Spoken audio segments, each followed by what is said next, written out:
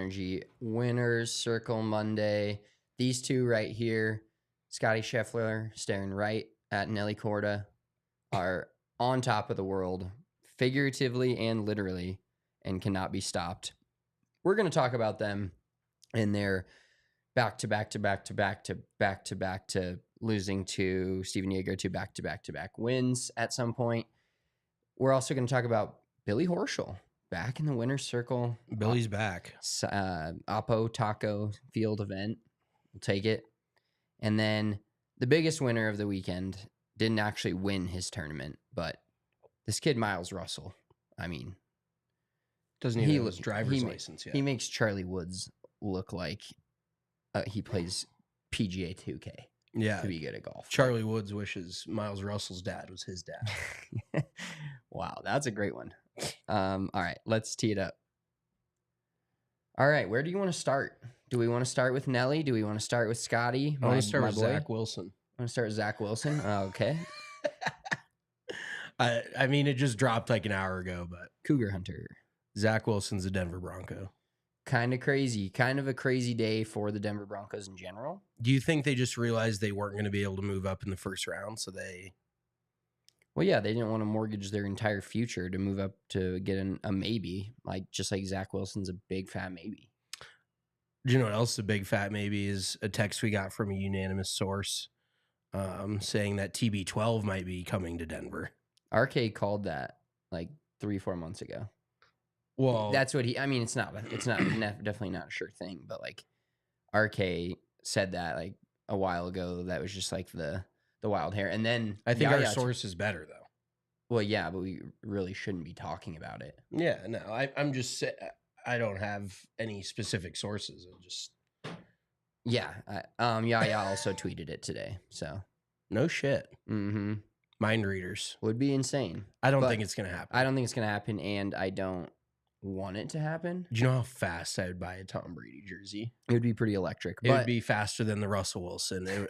I bought the Russell Wilson jersey within 10 or 15 minutes. TB12, it would be 5 minutes or less. It would be the jersey, but I really don't want to ruin his legacy. Well, no, I don't know. I don't want to be pulled back into the thinking we can compete for Super Bowls hole. Finally dug myself out of that the last 2 years and realized, you don't want to get in Tom Brady's hole? Dug myself out of it. Russell Wilson brought me back into the hole. Then his play slowly Russell drugged Wilson's me. hole was not good. That was a deep hole. Yeah, it was super deep, dark, scary hole. But I don't want to be back there. I want to slowly dig back into the Super Bowl hole in like the next 4 years, build up the team, feel good about us. What? Trench. Hole's funny though. It is funny. I am all in on if Tom Brady comes. Yeah. I will also. If Tom Brady comes, so will I. I mean, yeah, I was gonna say you thought the hole was bad, but yeah, I just wanted to start there. Now our own Zach Stevens, Zach Wilson, handshake. We'll get to know each other pretty well. Yeah, Zach v. Zach. Yeah. The one Zach is at least consistent, and that's our guy. Yeah, he brings the heat all the time. But the other Zach, off the field, he brings the heat too. Yeah, off the field, they're both like the same person, maybe. No, just kidding. I was gonna say, love you, Zach Stevens. All right, let's talk about our weekend though, or the past week. Anything exciting happening for you? The Nuggets, the Avs. That was not exciting, but what? Well, the Nuggets were exciting. Yeah, the Nuggets, big dominant win. Did you have something in mind? It felt like when you said that to me, like no, you were just thinking like I had something exciting. Like, what are you doing? Just been watching sports. The weather's getting nicer here. What are you trying to insinuate? I'm not insinuating anything. Oh, okay. You're just a podcast. You're just asking. I'm literally just asking. You have a look on your face like you know what I did, and you are like looking for me to fucking. Yeah, no, I wasn't doing any partying this weekend. No, that's the birthday hat. I know that. We're arguing. Oh, okay. You literally forgot in 5 minutes. No, I'm just so unfamiliar with what an argument looks like with you. It feels like a normal conversation. Like that is just our everyday speak. Okay, there we go. We're arguing. No, I mean I just bartended a little bit.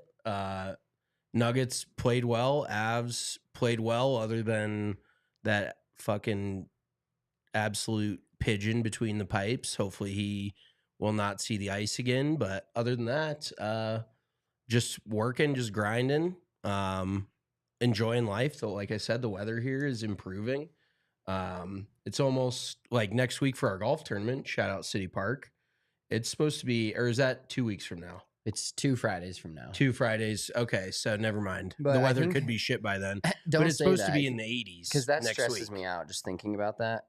Yeah, there's nothing worse than a. But next Monday, Tuesday, Wednesday, all 75 and sunny or higher. So Okay. it's trending in the right direction, because there would be nothing worse than, shout out to all those that signed up for the Scramble de Mayo City Park May 3rd. But nothing stresses me out more than the idea that a golf tournament will get canceled. Oh, 100%. Especially in this instance, because we have no way to reschedule it.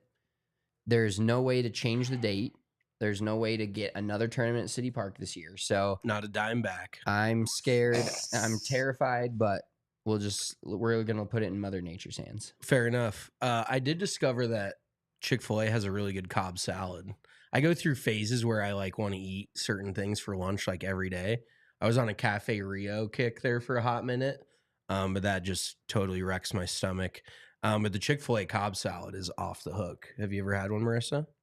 I have. It's very good. Yeah. Dude, I will say, Little roasted corn. speaking of a salad from a non-traditional salad place, this lady brought a salad from Subway in the other day, and it was, I didn't taste it obviously, but just the look of it, it looked like they just took a bunch of those little circular pieces of lettuce, Yeah. threw it in a bowl, and put like It's two just a things on top of it. deconstructed fucking sandwich, Well, basically. But it First was of all, so sad looking. They I used they used to have like a really good salad. It like used to be like this big old bowl. Yeah, and they no, would, I ordered it remember? back in high school, like 10, 12 years Yeah, ago. Well, this time she gave me one that was like this big, and then I asked for cucumbers. She gave me 2, Oh my and God. then I asked for cheese, and she just took the slabs of cheese and threw it in there.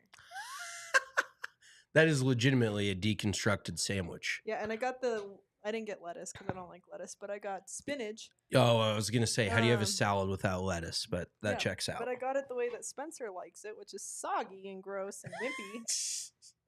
I don't think that Subway Soggy knows what lettuce. fresh spinach or lettuce looks like. It was, Like they just, when they receive it, it's soggy. yeah. It's always wet. Well, It's I was- never dry. Literally, it looked like it was sad. It didn't taste good either. No, it just looked so sad. Like, food can taste good sometimes when it looks sad, but you're already going into it with the idea that it's not going to taste good, and then it most likely won't if it looks like Well, that. Salads are already and then like you go and get a salad, it's worse. Totally. Like there's levels to salads. But also, why the fuck are we talking about salad? Because you brought it up. Oh, there we go. Because So there you have it. you said Chick-fil-A has a really good salad. They do have a good salad. What's going on with your week there, Big Chief? Watch some golf. A lot of golf to watch this past weekend, so I was kind of diving into that. Playoff sports, great. Kind of a good weekend for playoff sports. The first rounds of each series are kind of lame. Do you know what I Second just- round was my favorite. Sorry to cut you off, but I was thinking about this like in the shower. Like this is just these are just thoughts that I have. I don't think a single underdog won between the the NHL and NBA playoffs. Game Well- 1. They've only played game 1. Not only that, but I don't think a single road team won. Okay, so kind of favorites at basically home, the same yes, thing. But correct. yeah, I don't think we had a single upset in all of the NHL games that have started. There's still teams to play their first games tonight, Monday, but there hasn't been one upset yet. Yeah. So nothing scary on any of the fronts. I wish the Pelicans would have beat the Thunder. that was their late game decision making made me sick. It frustrated me so much I had to tweet about it. Got no likes, but that's okay. I had to get it I was out there. actually thinking of tweets that got no love. We'll have to do that segment. We're almost to the end of the month, so maybe we do it Wednesday. That's crazy. Or I know time is just flying by. But talking about Scottie Scheffler, I started to dive. Let's just hop in. Let's just hop into Scottie. Just a crazy dominant win again. I think he shot 2 under on Thursday and then proceeds to just blitzkrieg everybody, just completely run over the field. So I looked at his season, and I actually do need to re-stitch. Remember the TikTok comment that I replied to? That dude saying Scottie isn't a superstar. Should I revisit that and just repost another one and be like, just repost for every single time he wins? Just get tired of doing it every week. Yeah, just be like, oh God, I can't keep doing this shit. I don't have time for this.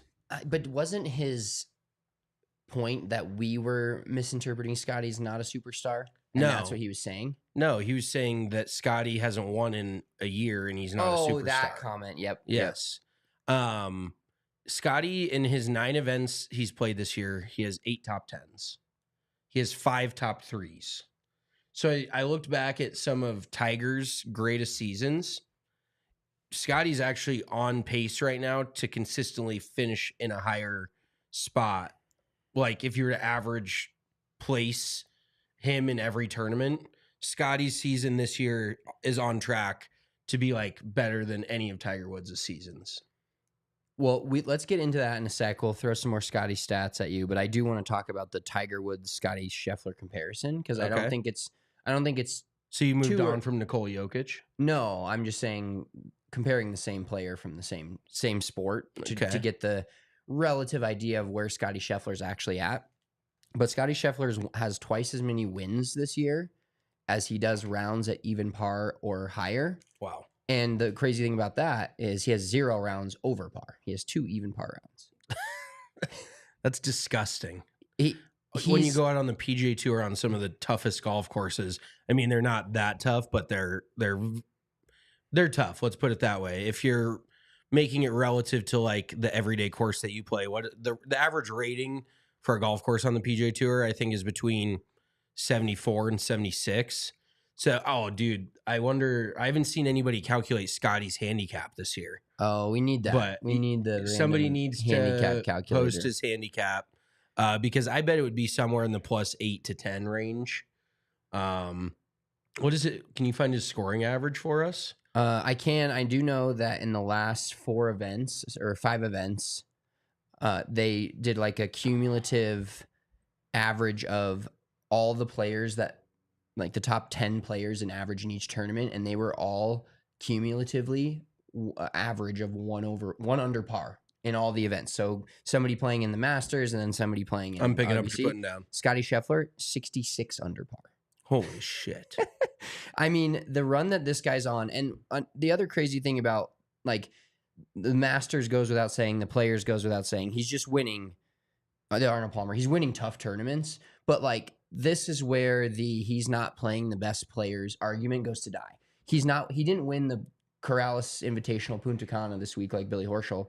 He won a signature event with the guys best like 69 players in the world. Yeah, with Sahith Theegala, Wyndham Clark, Patrick Cantlay, Justin Thomas, JT Poston, Colin Morikawa, Ludwig Gobert, all finishing in the top 10. So just as good as it gets in the world. Only one of those guys you just named has a win so far this year. Win. Yeah. Well, no, Wyndham hasn't won this year. Or he has. He won the little 54-hole action. Oh, Pebble. shit. Yeah, that doesn't even count. That's not a fucking win. But 2 of those guys. 54 holes isn't a tournament? No, not for world. They should have taken their world ranking points. I said it that week. But no, it is.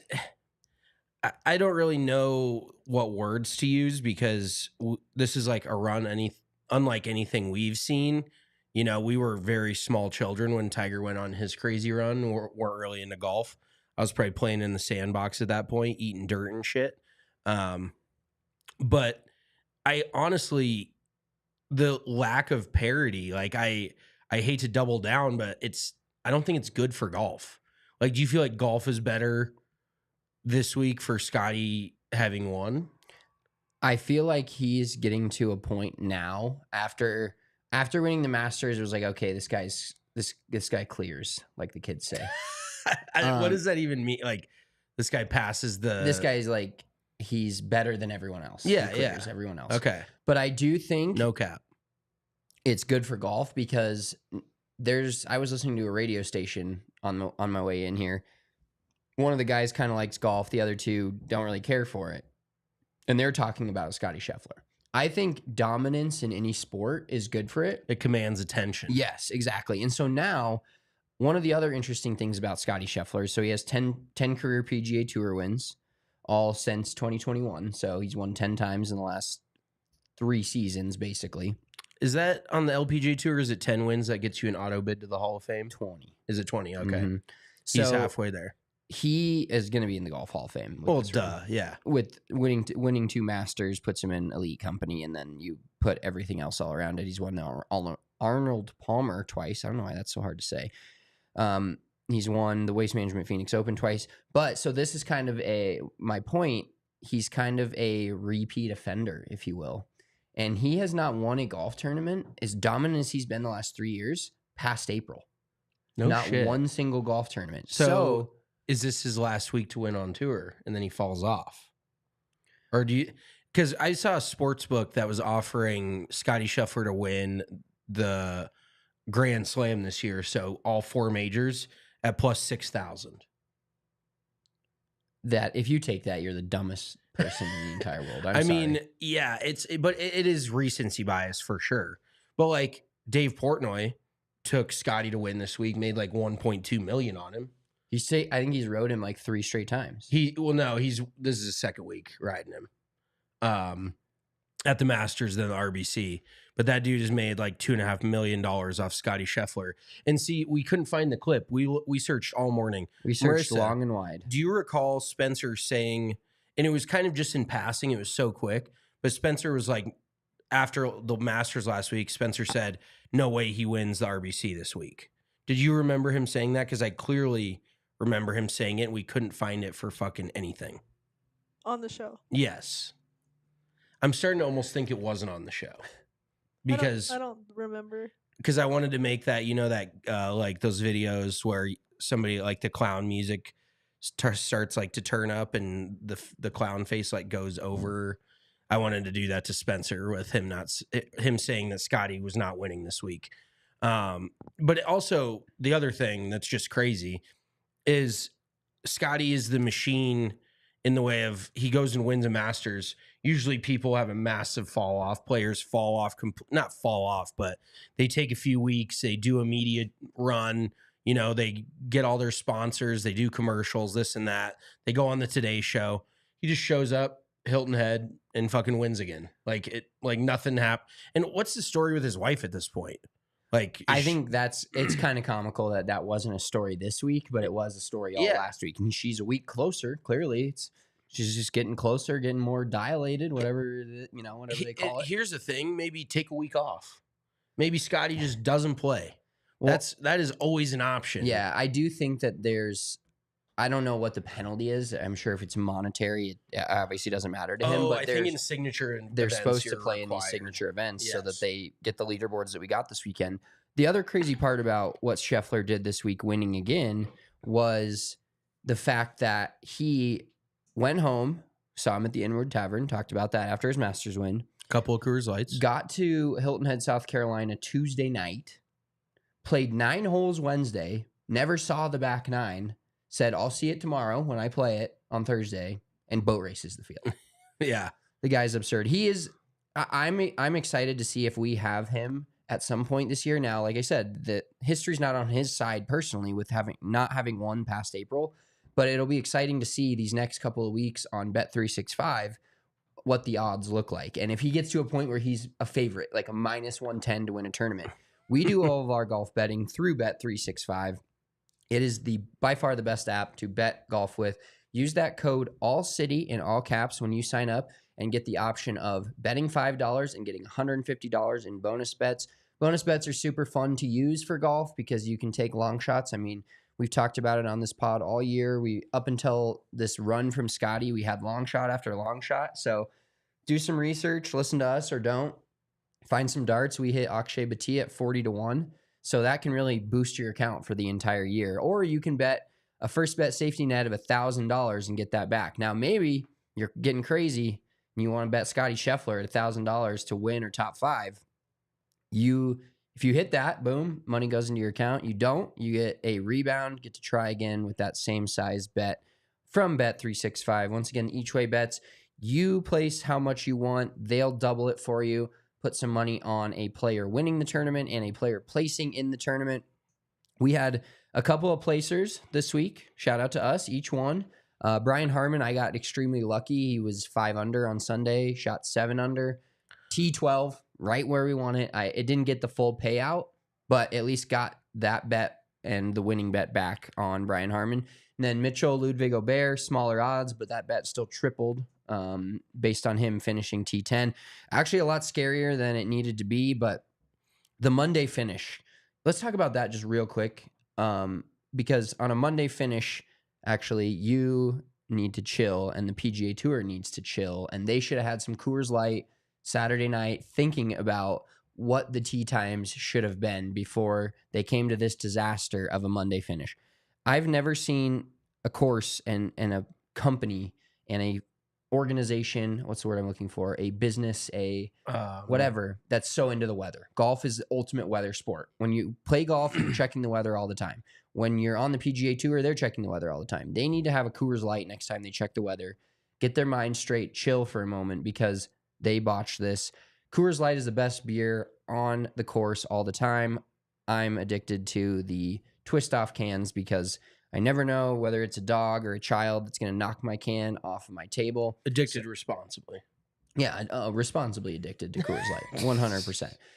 Coors Light is the best beer for the golf course too because you can drink 6 or 7 of them in a round. You're getting a little buzz, but you're also not feeling overly, you can get the beer sleepies. You don't get too tired. You don't get too drunk. You and I it's perfect. We get a 6-pack per 9.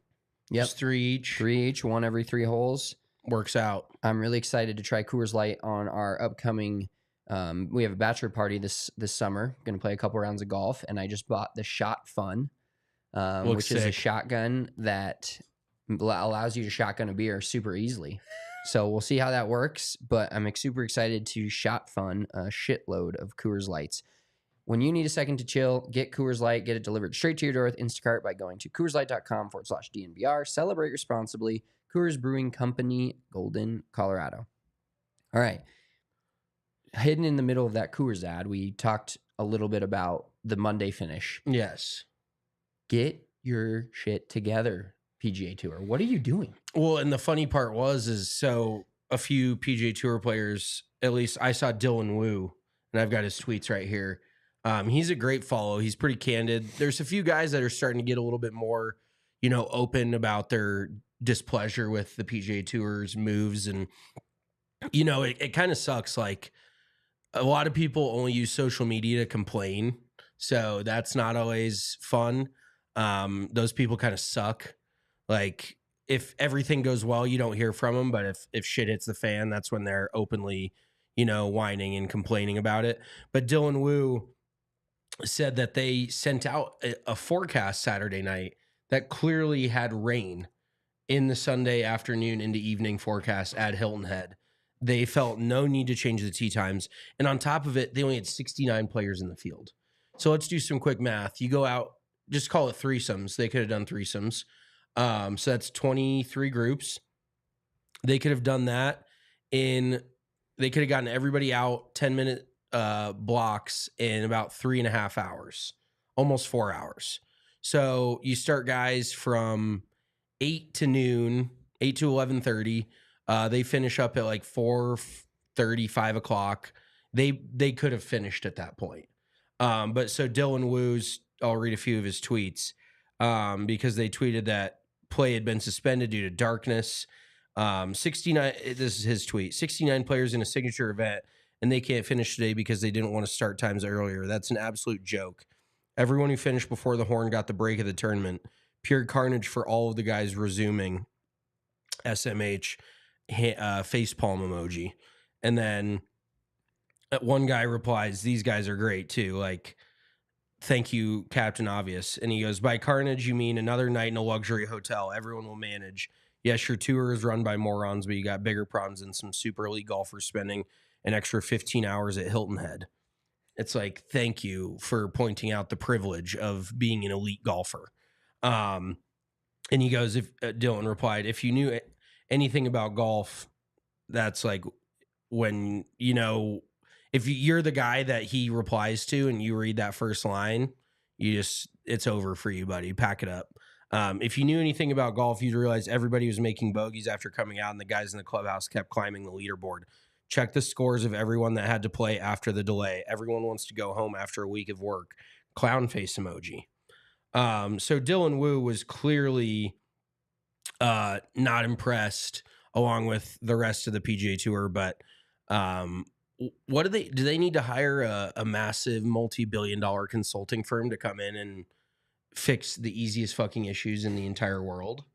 Like, yeah, I'm sorry to cut you off, but like similar to like what we were talking about it this morning, because the Broncos released their new jersey, and you know, we'll save our opinions on those.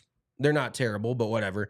But like, how can these, like an NFL franchise similar to the PGA Tour, how can these multi-billion-dollar corporations just have such massive fuck-ups that are so simple? And is everybody too afraid to stand up and say something?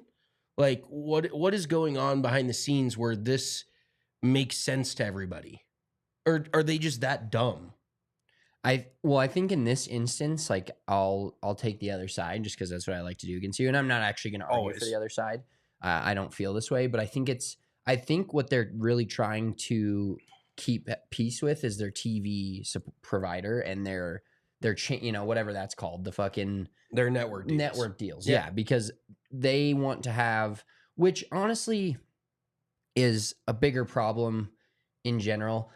We've talked about it a little bit as far as the streaming goes, and I saw a tweet yesterday that was like, I've watched 36 holes of golf today between this is Sunday, so between the PGA Tour, somebody was watching a little bit of Korn Ferry Tour, LPGA, and the other opposite field event, and they're like, I've watched Golf Channel, I've watched Paramount Plus, I've watched ESPN Plus, I've watched NBC, and I've watched CBS. Yeah. And that's really what the world that it's in right now, and it just is so different of a sport, because can you imagine like turning on a playoff football game and it's only televised one way until like the second quarter?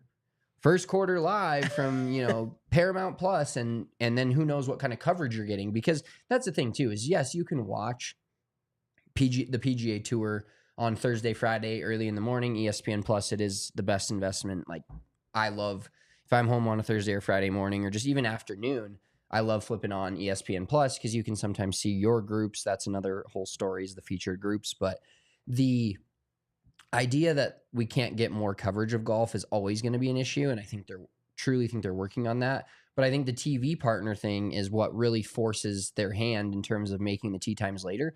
But the thing that I don't understand in general, and I know that you want to have the leaders go off last, I feel like PGA Tour tee times are too late in general. 100%. Like, how many times have we seen a leader that tees off at like 3:15 Eastern in the afternoon? I can't, like, I've done, you know, we've done tee times, we've done the whole Golf Pro thing. We get how tournaments work, but there's got to be a better time, or starting, you know, half of the field on a Sunday off the back nine. I don't know what it is.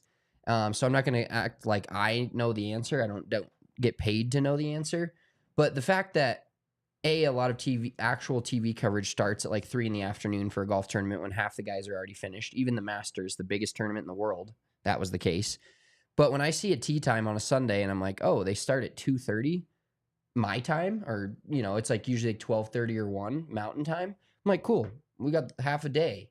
And I can't imagine what those guys have to go through. Waiting till the afternoon to play. Conditions are always usually worse in the afternoon than they are in the morning. Yeah. The golf course has been, I know these are PGA Tour players, so they take better care of it than your average amateur. But the conditions of the course aren't great. The conditions of the weather aren't great. So I think something needs to be done in general in terms of moving up tee times. Like, there's nothing wrong with, like, this morning, they started them at 8 a.m. Eastern. Great. Do that on Sunday. Start the guys that made the cut that have no chance of winning. Let them get out of there by noon, 1 o'clock. Yeah. Start the winners at 11:30, 12 o'clock local time. It's not hard. And have them finish at 4 or 5. You got 4 playoff holes. You don't have to fight darkness. How many tournaments have they been fighting darkness? Yeah. It's just a crazy problem to have for such a massive, expensive organization. Yeah. I mean, even going back to the Masters last week, I was in New Jersey. There wasn't live cable coverage until 3 p.m. Eastern. Yeah, that's where when we were in Hilton Head. That is same scenario. fucking bananas. You have golf starting at 7:30, 8 o'clock Eastern, and you don't have live TV coverage of it. Like, how does I know CBS, whatever, they've got network shit that they need to, their kiddie shows and whatever else they play in the morning, but you don't play a major championship on national television until 3 p.m. Yeah, it's like the Super Bowl starting at the beginning of the fourth quarter. They're like, oh, now we just have TV coverage of it. So yeah, it's just bananas. But let's move on. We have a little bit of a shortened version today. So let's move on to Nelly Korda. Yeah, let's talk about her dominance, because right now these two are on the top of the world. Marissa, can we show clip letter A? I think this is one of the coolest. That is not Nelly Korda. Mr. Horschel. I think this is one of the coolest things. Women do it, I think, in either multiple events, for sure. It used or to just be one. the A&A Inspiration, I think, out in Palm Desert, but maybe this is the same. I think this is the same major, just at a different place. But go ahead and roll it. So after the win of the Chevron, her and her whole team, her caddy, run out and jump. Is that her sister? No, maybe brother-in-law. Oh, that's now? Yeah, a little cannonball action. That's awesome. So I think this is one of the coolest traditions in all of sports. How clean is that water, though? Well, I don't think they're worried about that. Do you think they considered that? No, because she just won $1.2 million. Her second ever major. Let's talk about that. The purse was huge, and that's awesome. She made as much basically this last week as she had in her previous 4 wins. So now she's probably up to over $2.5 million in earnings on the year. Let's see where that would put her on the PGA Tour money list. Well, last time we were checked in with her, she was right around 52nd on the PGA Tour money list this year. This is Nelly Korda right now. Not 1, not 2, not 3, not 4, 5 in a row. She was actually LeBron James, what he wanted to do. Yeah, she was the Heatles. The Heatles walked so Nelly Korda could run. Right. Okay, well, this money list is asinine already, because Scottie Scheffler is almost doubled up. When Wyndham Clark is second at $7.9 million, Scottie Scheffler is at $15.1 million. But let's see. So say she's at 2.5 this year. That would put her in the top 20 on the PGA Tour money list. Above Colin Morikawa, Luke List, Tom Hoagie, Shane Lowry. The list goes on. Holy shit, what a year she is having. And I guess you could call her a veteran at this point, but it also just shows you that her being, 26, whatever, 25, she's still been out on tour for 6-7 years, and we've never seen this kind of form from her. So just maturing and getting used to a schedule, getting, familiar with these courses. This is truly like Nelly's ceiling. And it's the best golf in the women's game. So obviously it's a ceiling. But she's just so she's just automatic. Like, her rhythm, everything, her putting is so good. Everything she does is just so, and she's so calm about it too, which is, I would say her and Scottie Scheffler are pretty similar in that way. Like, you don't really see her ever get worked up. Whoa, you good over there? But just what a run, man. Like, golf is truly two of the most dominant players that we've seen, two of the most dominant runs we've seen have happened right before our eyes in the last 2-3 months. Yeah, and it's just the fact that both of them are doing it at the same time makes it way cooler, because it's like I think I saw a tweet that was like, when are we getting the Nelly Korda versus Scottie Scheffler 1v1 under the light, or under the lights or spotlight? They could basically make it kind of like that, the last match, but just those two versus each other would do numbies. I saw a tweet. Somebody was definitely looking for, he was engagement farming for sure. It was some like low level reporter, so similar to us, except for probably higher than us because we're even lower than that. But he tweeted some about Scottie Scheffler's run, and then goes, it's hard to imagine he's the second best golfer in the world right now. And all the replies were just like, stop this. Why are you doing this? And then somebody was like, and this is the most logical thing to say, but people on the internet are not logical at all. It's like, why can't you just let Nelly enjoy the run she's on and let Scottie enjoy? It's like comparing, this is an extreme comp, but Michael Jordan and Kobe Bryant or LeBron James. It's like different games, different eras, same era, but different games. Bless you.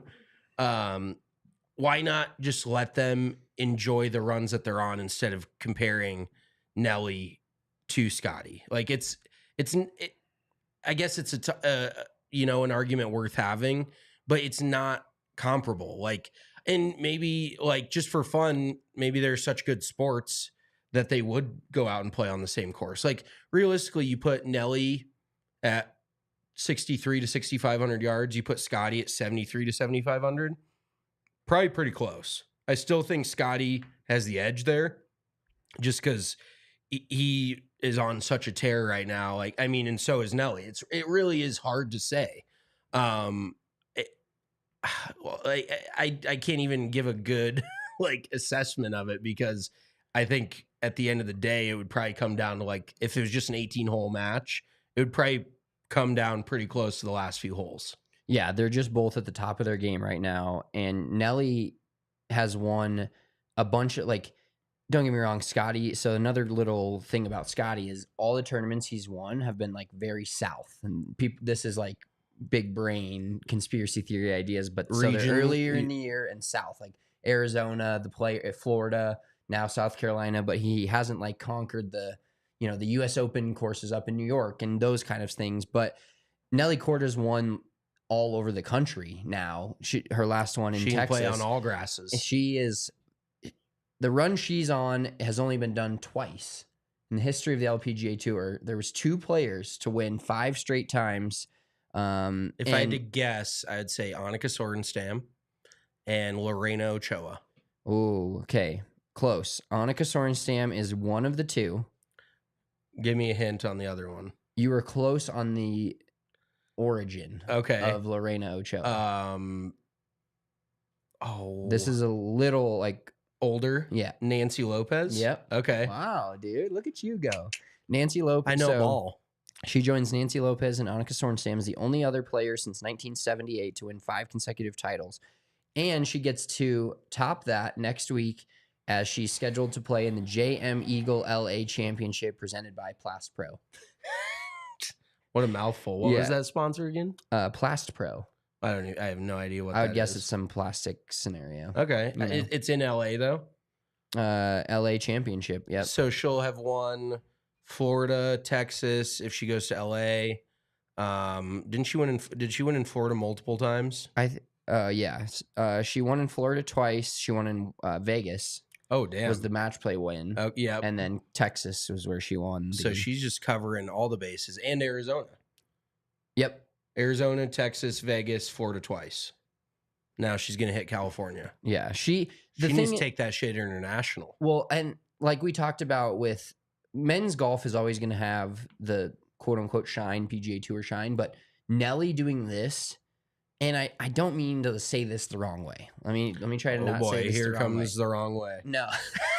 Let me not say this the wrong way. But like Nelly Korda being an American, I think allows all of Americans talking about men's golf to put the same shine on the women's game. Because don't get me wrong, like whoever beats Nelly, great. But a lot of these ladies are, It's a rising tide lifts all ships scenario. Correct. And like a lot of these ladies that win on the PGA Tour each week, everybody's like, oh, well, another kind of random winner or this or that. Like where when somebody's doing something like this, now I bet you people are tuned in at least on a Saturday or Sunday and not necessarily watching it if they're watching something else or PGA Tour's on, like if they're a golf fan, but they're keeping their eyes to the ground of like, okay, now can Nelly win 6 in a row?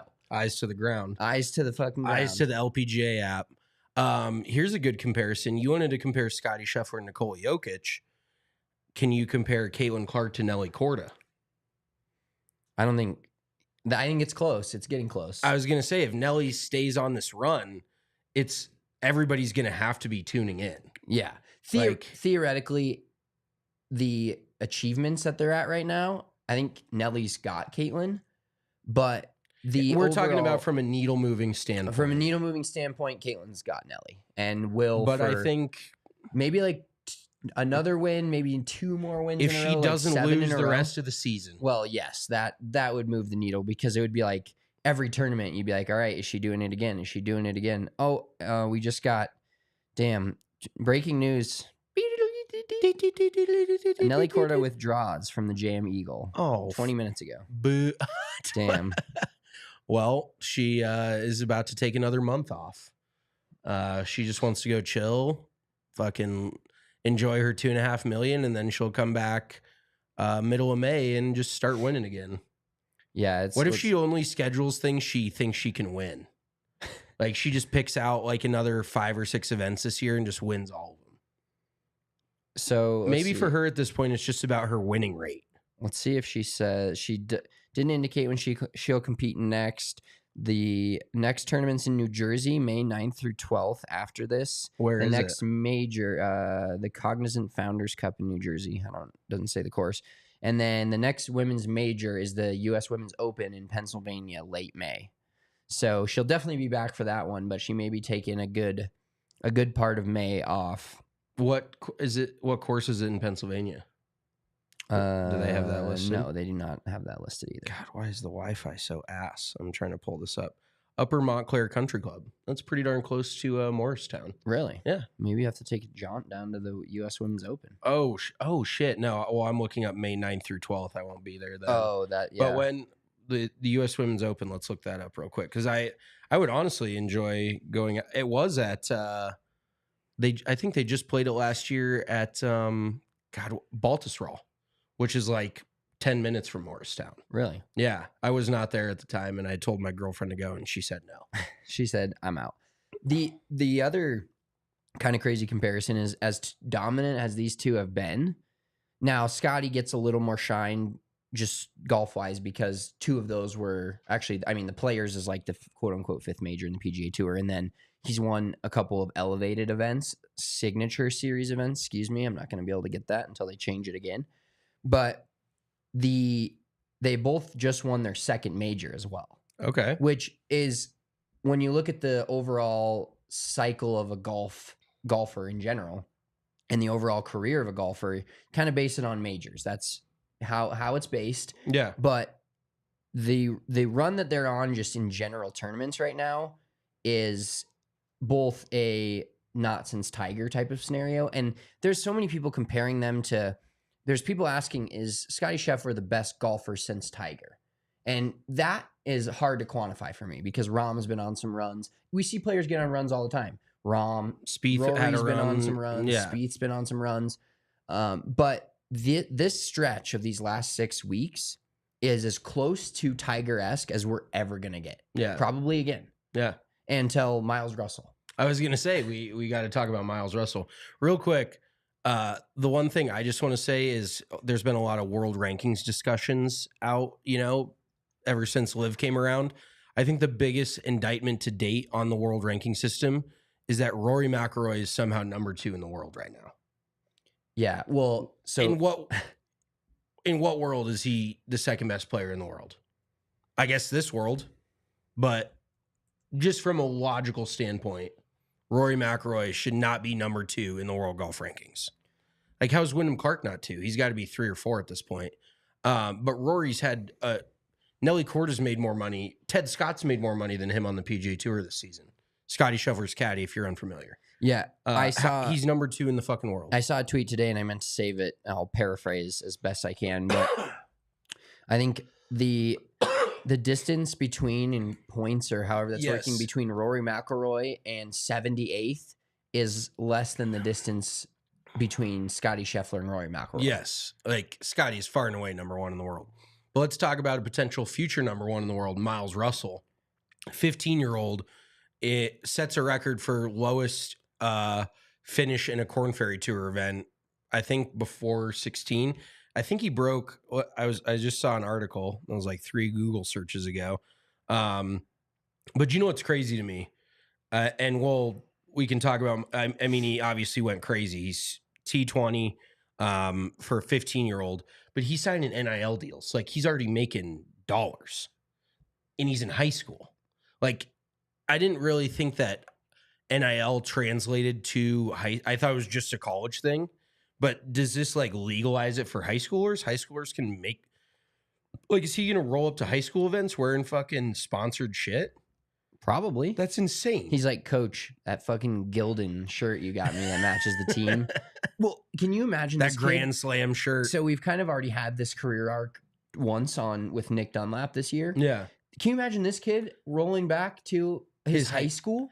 Like going to high school practice and he's got the kid over there shooting 110. Like, yeah, it's wild. I wonder if he's going to put the whole team on his back and be like, hey, I'm going to hook all these dudes up because he's a TaylorMade guy too. He's already sponsored by TaylorMade. Oh, that whole team's getting the setup. Yeah, exactly. Like what is he going to do for his team? Anyone out there, if you're listening and you're on Miles Russell's high school team, hit your wagon now, boys. Yeah. Because this is insane. So he finished 68, 66, 70, 66, 3 rounds in the 60s on a Korn Ferry Tour event, 15 years old. He's getting an exemption into next week's event because he finished the top 25. Can you imagine like the 40-year-old dudes grinding their ass off out there and get like 26th, and you see this kid? They probably got kids older. Some of the guys on the Korn Ferry Tour probably got kids older than him. Yeah. And he's whooping their ass around a golf course. This is kind of a little things Miles Russell's not alive for. Shout out Kyle Porter, CBS. Kind of a lame list, but yeah, it is a weird list. He was not alive for 14 of Tiger's 15 majors.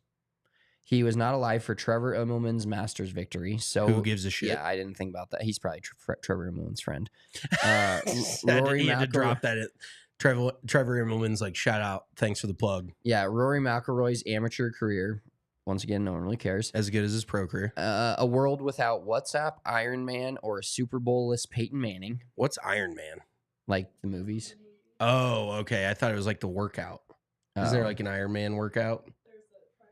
Oh, yeah, you do those, don't you? Oh, okay. Never mind. Oh, okay. You can't compete in an Ironman and not wear the shirt every time you work out after it. Yeah. And don't you have to get a sticker for your car? You have to have the sticker on your car. Yeah, like, with the year. Yeah. And the date. And then when Barack Obama was elected president for the first time, he was 3 days old. Holy shit. That is, yeah, that is actually a pretty good stat. That's insane. Like, I just feel old now. Yeah. I mean, obviously, I can't even quantify this. Yeah. Because when you see him out there, I don't know. He legit looks like a little. I looked at his Instagram.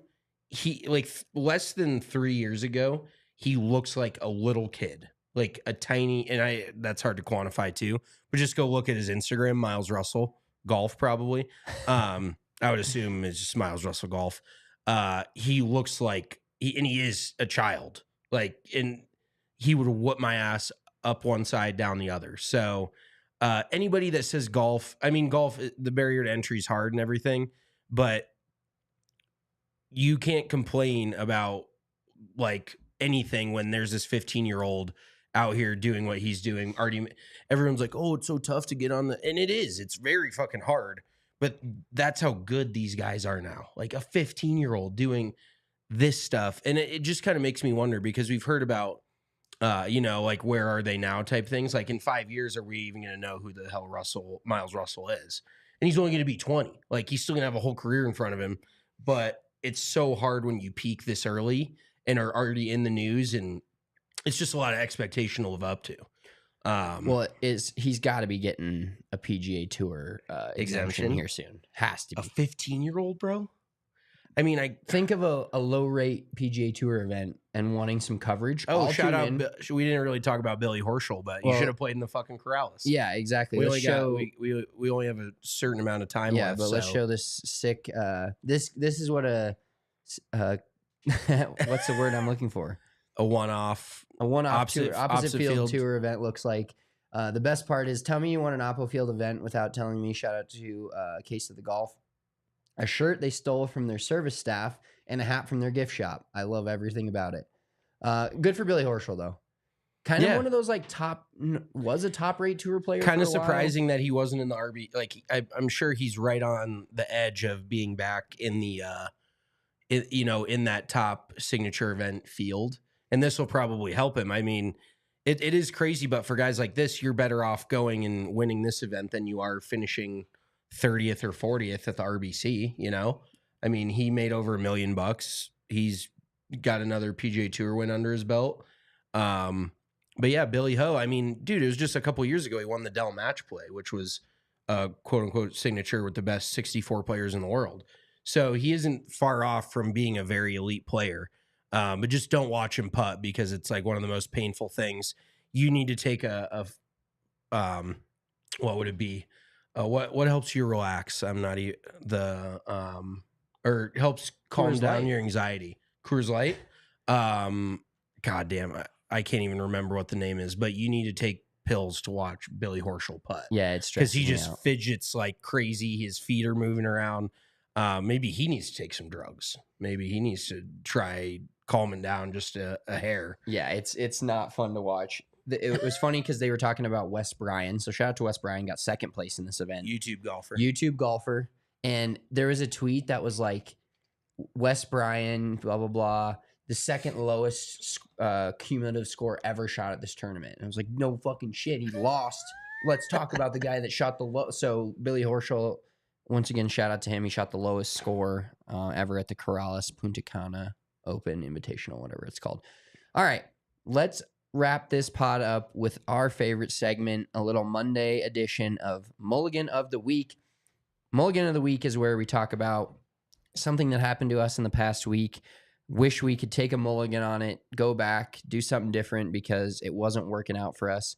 Do you want to start out with your mulligan of the week? Yes. Real quick, I just wanted to mention Wesley Bryan. I saw one of his tweets, and it's just he's so into the YouTube game now that he talks like one of them. So he tweets, "Thanks y'all for the support this week. Smiley face. Much love. Heart emoji. Second place is still pretty neat. Laughing face. Congrats, Billy Ho Golf. Heck of a 63 today. Wind emojis." And then big emoji guy. He's definitely in the social and then media his last game. tweet was, "What a week," with a peace sign and then a YouTube link.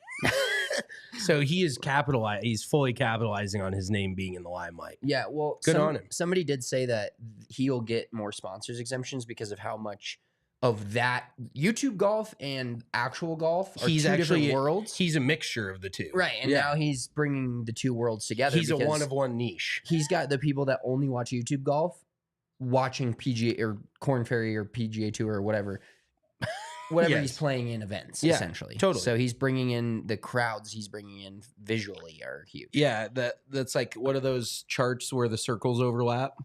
Like a graph. A Venn diagram? A Venn diagram. He, like, legit PGA Tour golf, YouTube golf, he's in the middle. He is the middle. Yeah, he's the only one in the middle. Yep.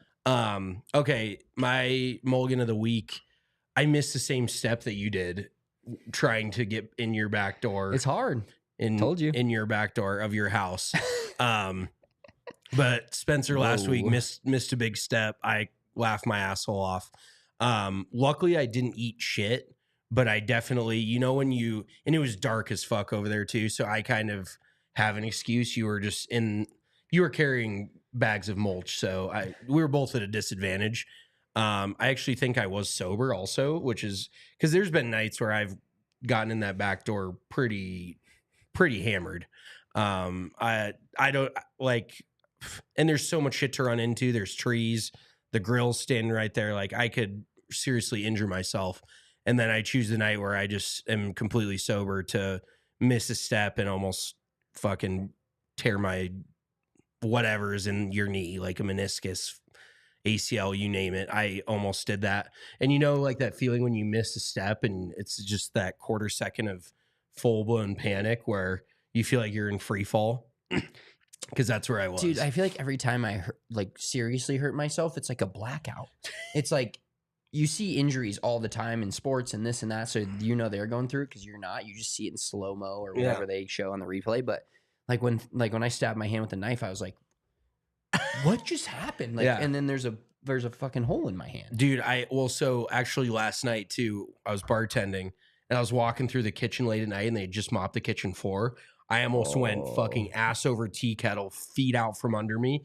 And legitimately, before I'd even recovered, I immediately pictured in my mind like my head hitting the ground, and like it just makes you shudder thinking about it. Oh, 100%. My mulligan of the week, this actually happened a little bit ago, but I've had it kind of chambered. Your outfit? No, I think this is great. I think this jacket. I'm just kidding. You look great. This jacket's fire. I like this jacket. It's too big though. I got an XL, and it's just like I could fit 2 of me in here. Might fit me. But I'm bringing my own lunch. I'm doing a really good job bringing my own lunch most days. Yeah, you're fucking honey smoked salmon that costs more than fire. the GDP of some Middle Eastern countries. Yes, that's very true. But so I was going to make a BLT at work because BLT slap. No. Bro, you already told us the story. You forgot the bacon. No. You've done this before. I did this already. Yes. You positive? Yes. Okay. All right. Well, You forgot the bacon. No, I forgot the tomato. Oh, okay. Well, No. you've done it. Okay. You forgot the bread one time. I think you've forgotten all elements of the BLT. Yes. You need to write down a recipe for a BLT because there's about 5 things. No, I can't. And just check a list every time you fucking just in plan on case making you a guys BLT. are fucking crazy. I brought the tomato. I went and bought the tomato, but I didn't bring the whole rest of the lunch. So I just had tomato. Okay. Yes. All right. We're going to the next one. I have a problem of running red lights, but I don't think I have this problem. When you And- drive so fucking slow because it's not a parking lot. Fuck off. So you're just wandering through a red light 10 seconds after everybody and hoping. Yeah. So like a week ago, Kylie was giving me shit about running red lights. I was like, that's just fine, whatever. Then like 2 days later, I get a fucking thing in the mail. Just my picture, ticket, red light ran. Is this you? And I'm like, how close was your phone to your face in the picture? It wasn't. I was focused on running the red light. I know That's when too to get on dialed my in. phone and not. But I think I have an issue with these because I don't know the exact rule. To me, if your car is at least partially past like the crosswalk and in the intersection, the light's still yellow, that should be safe. Apparently, your car has to be all the way through the intersection before it turns red, running a yellow light in order to not get a ticket. Did you know, quick fun fact, that if you get a ticket from a camera, a lot of times you don't have to pay it. I know she told me this, but I don't want it's to like a warrant out for my arrest for some stupid shit. It's because it's not from the city. It's like a suggestion. Yeah, they can't prove it's you. So you could literally say that's not me driving, and there's no way for that. I mean, maybe you because you stroll through red lights. It's a clear picture, but They took other like than 8 that- snapshots of you.